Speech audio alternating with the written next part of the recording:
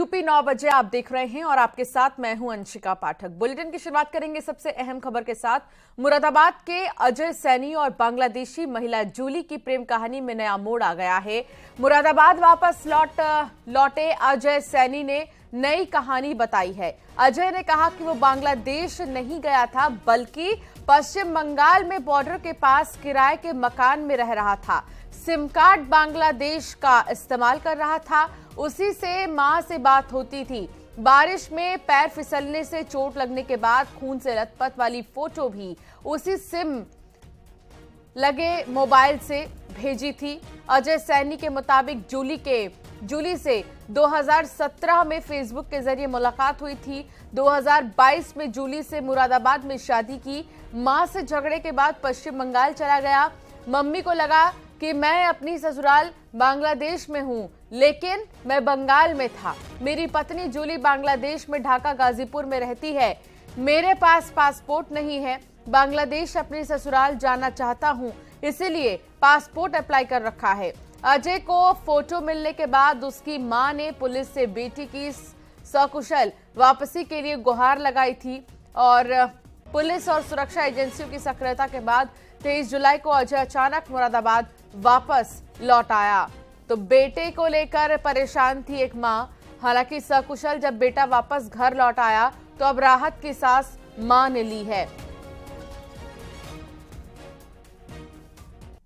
करने के बाद 15 दिन रुकी वो घर पे।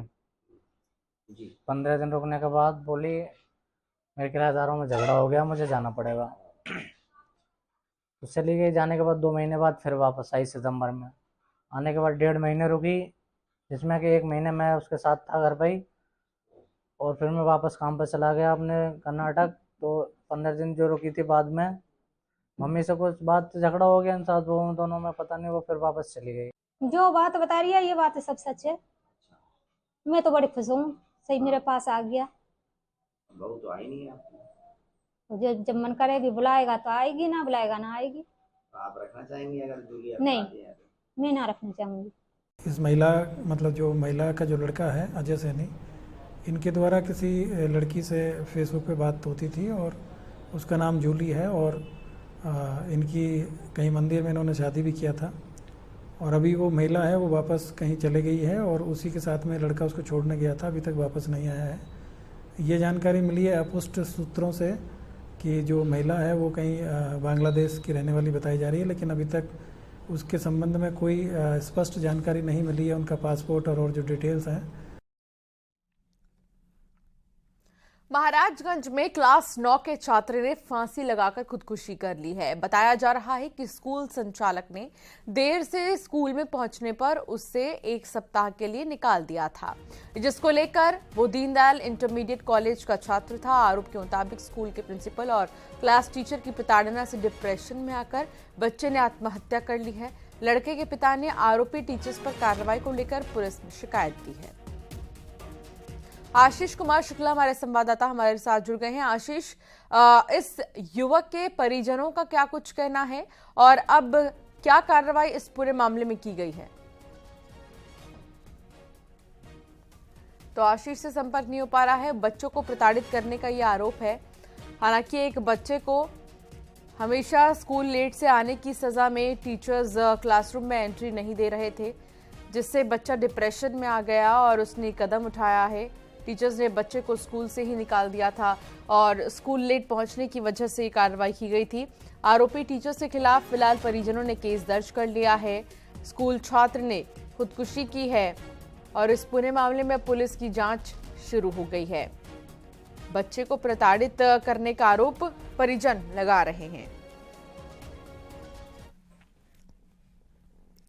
खबर मऊ से है, जहां गैंगस्टर एक्ट के तहत बड़ा एक्शन लिया गया है। 45,84,000 की संपत्ति कुर्क का आदेश दिया गया है। माफिया रमेश सिंह काका पर यह एक्शन लिया गया है। आपको बता दें कि सपा के पूर्व ब्लॉक प्रमुख है रमेश सिंह काका और थाना सराय लखनसी कैथवली गांव का यह पूरा मामला बताया जा रहा है। कई संपत्ति है और कई लाख की संपत्ति, लगभग 45 लाख की संपत्ति, जिसे कुर्क करने के आदेश जारी किए गए हैं। ब्लॉक प्रमुख पूर्व सपा के रमेश सिंह काका, जिनकी संपत्ति कुर्क कर दी गई है। अतीक अशरफ हत्या से जुड़ी एक खबर है, जहां तीनों आरोपियों की आज पेशी होगी, लेकिन ये वर्चुअली होगी। वर्चुअली तीनों आरोपियों की पेशी होगी। 14 दिन कहा जा रहा है कि जो न्यायिक हिरासत है वो बढ़ सकती है। प्रतापगढ़ की जिला जेल में तीनों आरोपी अभी बंद हैं। 15 अप्रैल को पुलिस कस्टडी में ही अतीक और अशरफ की हत्या हुई थी और सरेआम बीच सड़क पर अतीक और अशरफ को गोलियों से भून दिया गया था और ऐसा करने वाले 3 आरोपी जेल में बंद हैं फिलहाल। तीनों की ही रिमांड कहा जा रहा है कि बढ़ सकती है 14 दिन के लिए। एक तरफ लगातार पूछताछ का सिलसिला भी जारी है।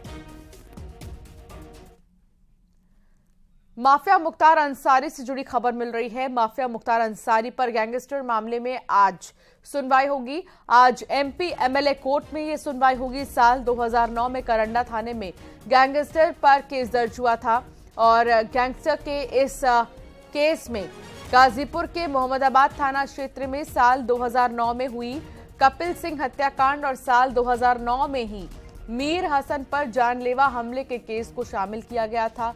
17 मई को मीर हसन पर हमले के मामले में मुख्तार अंसारी हो चुका है दोषमुक्त। साल 2011 में कपिल देव सिंह हत्याकांड मामले में भी मुख्तार दोषमुक्त हो चुका है। तो ये पूरा मामला आपको बता दें मुख्तार अंसारी से जुड़ा है और मुख्तार अंसारी पर गैंगस्टर के मामले में आज एमपी एमएलए कोर्ट में सुनवाई होगी।